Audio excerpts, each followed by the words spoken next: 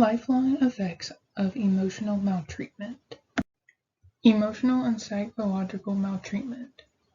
Emotional maltreatment is a victim who experiences name-calling, threats of violence that is not carried out, witnessing emotional abuse of others, and letting children use drugs and alcohol.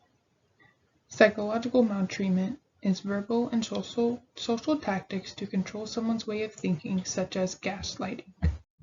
Emotional maltreatment, abuse, and neglect definitions. Maltreatment refers to the quality of care a child is receiving from those responsible for the child. Abuse, non-physical behaviors that are meant to control, isolate, or frighten you. Neglect is failure to attend to the child's needs. Corruption. Emotional maltreatment can include corruption. Corrupting is engaging the child in criminal acts, telling lies to justify actions or ideas, and encouraging misbehavior. Correcting behavior can take a lot of patience. Children learn differently and at a different pace. Being able to come up with a solution to stop misbehaving is important. Letting the child misbehave can lead them into criminal acts and/or deviance. Substance abuse stemming from emotional maltreatment. Parents will let their children do drugs and drink alcohol in emotional maltreated homes. Withdrawal can be hard on some individuals. If parents were never there emotionally for the child could have no one to talk about with any withdrawal symptoms, so they continue to use. Males with emotionally maltreated childhoods are more likely to be involved in later delinquent and criminal behavior than females with the same history. What can parents do? There are 3 things parents can do to prevent emotional maltreatment/abuse toward their children. 1. Mental protective capacity. Understanding and perceptions of the child. 2. Emotional protective capacity. Feelings and attitudes toward the child and identification with your child. 3. Behavioral protective capacity. Your actions and behaviors toward your child. First years of development. Within the first few years of life, children do not know how to express the right emotions to their parents for their wants and needs, and how they feel, so they cry and/or get fussy until they are fulfilled. Leaving the child to not fulfill on their wants or needs is emotional abuse. Our brains build connections with every new experience. If there is no positive experience in the first few years of life, when the brain develops the fastest, children then do not have the foundations necessary for optimal future learning. Effects on the brain. There are 9 clear differences in brain regions between children who have experienced emotional maltreatment and children who have not. Parts of the brain to be affected are the corpus callosum, hippocampus, hypothalamic pituitary adrenal, prefrontal cortex, amygdala, and the cerebellum. Researchers have speculated that emotional maltreatment is a core component underlying all forms of child maltreatment that has equal, if not greater, developmental consequences than childhood experience of physical or sexual abuse. Hippocampus. The hippocampus is responsible for learning and memory.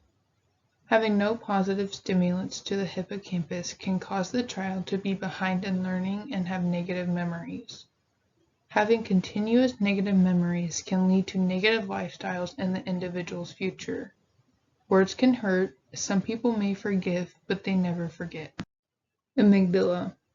The amygdala is responsible for processing emotions and determining reactions to potentially stressful and dangerous situations, also known as fight or flight. There are lower and more severe levels. It can depend on a variety of factors: how often the abuse occurred, how long the abuse lasted, the kind and severity of abuse, and the age of the child. The younger the child and more abuse experience will show negative effects on the amygdala. Statistics for maltreatment leading to delinquency and criminal behavior. 90.6% of victims/children are maltreated by one or both parents. Not fulfilling the child's needs, wants, expressions, etc. creates more stress in the child's brain. Children develop an attachment to their guardian. If attachment gets out of hand and not treated, the child can experience hostility, hyperactivity, aggression, long-term mental health problems, and delinquency. More than a third of adolescents with a report of abuse or neglect will have a substance abuse disorder before their 18th birthday. Looking at adults, 14% of males and 36% of women in U.S. prisons were abused as children. Each year, 3.5 million children are reported for suspected maltreatment. Wiley was found when she was 13 years old, locked in a bedroom, strapped to a potty chair, and was wearing a diaper. Wiley was never allowed to go beyond the room she was isolated in, resulting in her never learning how to walk. Her parents never interacted with Wiley, so she was also nonverbal.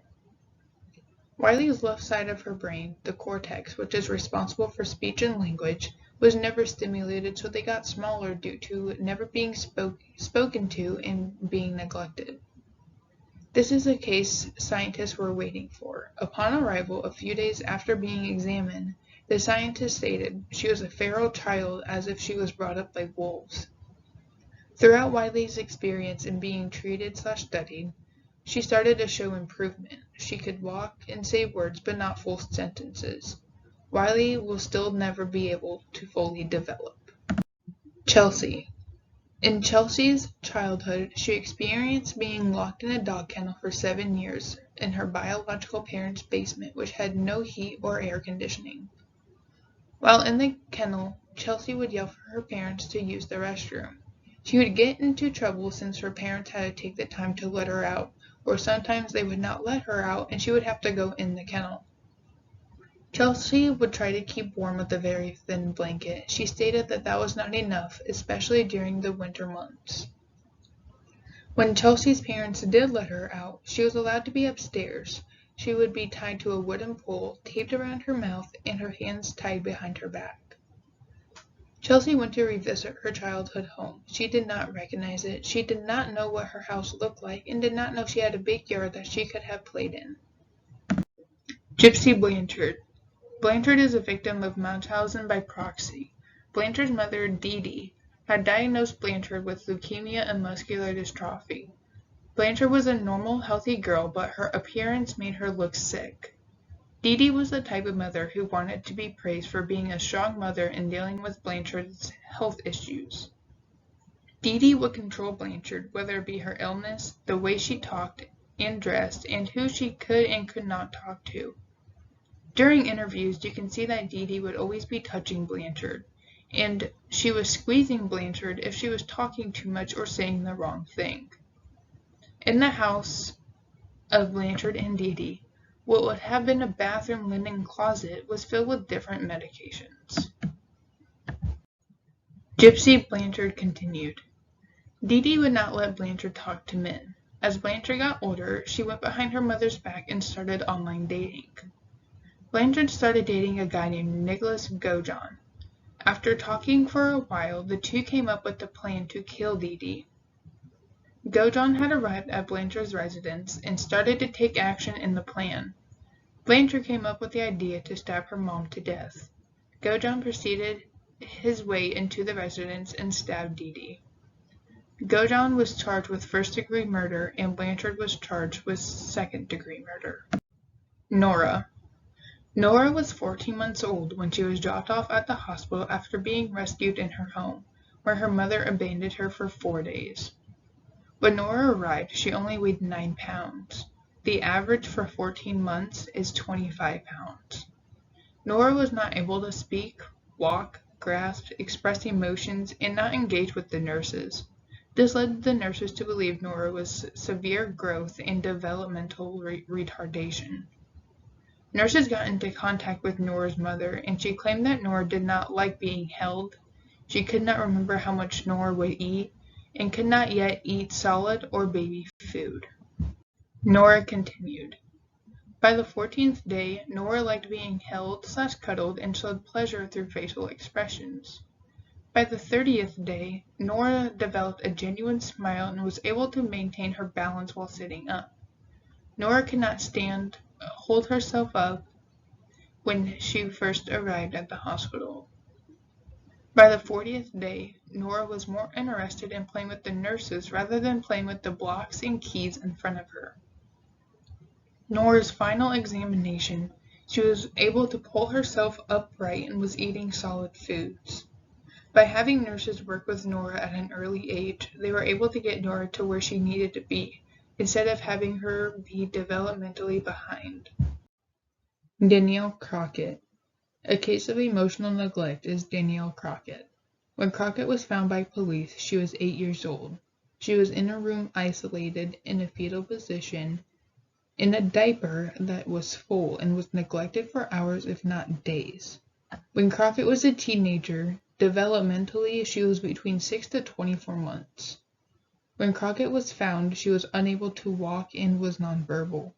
Now, Crockett can walk, run, and do many other activities.